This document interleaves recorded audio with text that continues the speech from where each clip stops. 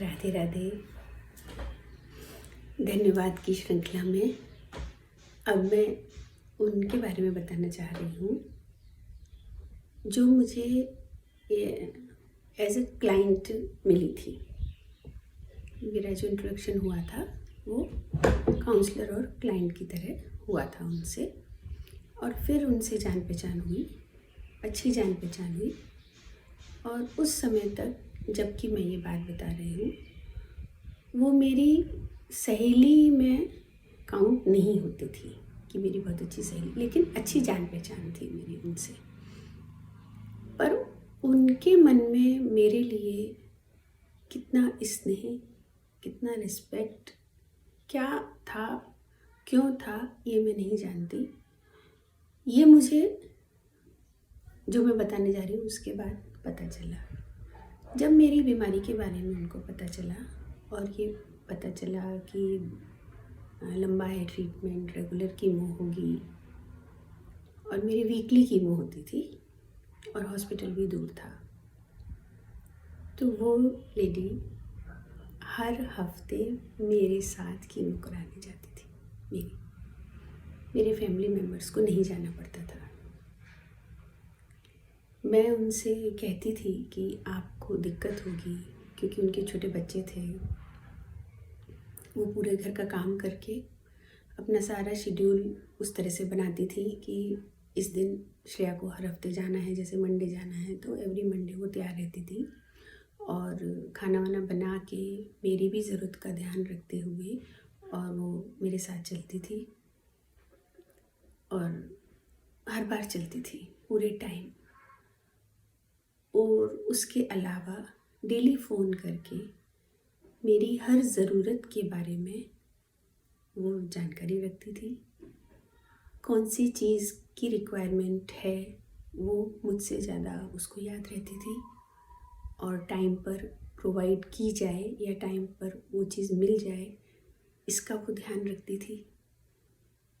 नहीं तो वो खुद तो लाकर देती ही थी। मैं बात कर रही हूँ मेरी फ्रेंड कविता विजयवर्गीय की। बच्चे छोटे थे, बच्चों को समझा के, हस्बैंड को भी मना के, मैनेज करके इतने टाइम तक हॉस्पिटल जाना। और हॉस्पिटल में हम सभी जानते हैं कि एक बार गए तो कोई 10-15 मिनट में वापस आना नहीं होता है। वहाँ से 2 घंटे 4 घंटे कोई भी टाइम लग सकता है। कभी बेड की अवेलेबिलिटी है, कभी डॉक्टर की है, जो भी कुछ रीज़न रहे। तो ये पूरा प्रोसेस उन्होंने साथ में किया। डेली फ़ोन करके पूछना और उस चीज़ को पूरा करना, ये उसका नियम था। और मुझे पूरी तरह से ठीक होने तक साथ तो वो आगे भी रही, पर ठीक होने तक उन्होंने जैसे अपने ऊपर एक रिस्पॉन्सिबिलिटी ले ली थी कि मुझे ध्यान रखना है। कैसे, क्यों, ये जवाब तो मुझे नहीं मिला। और मुझे बहुत दुख के साथ बताना पड़ रहा है कि कुछ समय पहले उनकी कार्डियक अटैक से डेथ हो गई और वो इस दुनिया में नहीं रही। मैं हर दिन जब भी उनके बारे में मुझे ध्यान आता है, धन्यवाद शब्द बहुत छोटा है जो भी उन्होंने किया पूरे टाइम। मैं तो सोच भी नहीं सकती कि ऐसा भी कोई कर सकता है, और वो भी जो फैमिली मेम्बर में से नहीं हो और बहुत क्लोज़ भी नहीं हो उस समय तक। जाहिर सी बात है उसके बाद वो बहुत क्लोज़ हो ही गई और मेरी बहुत अच्छी अंतरंग सहेली वो बनी।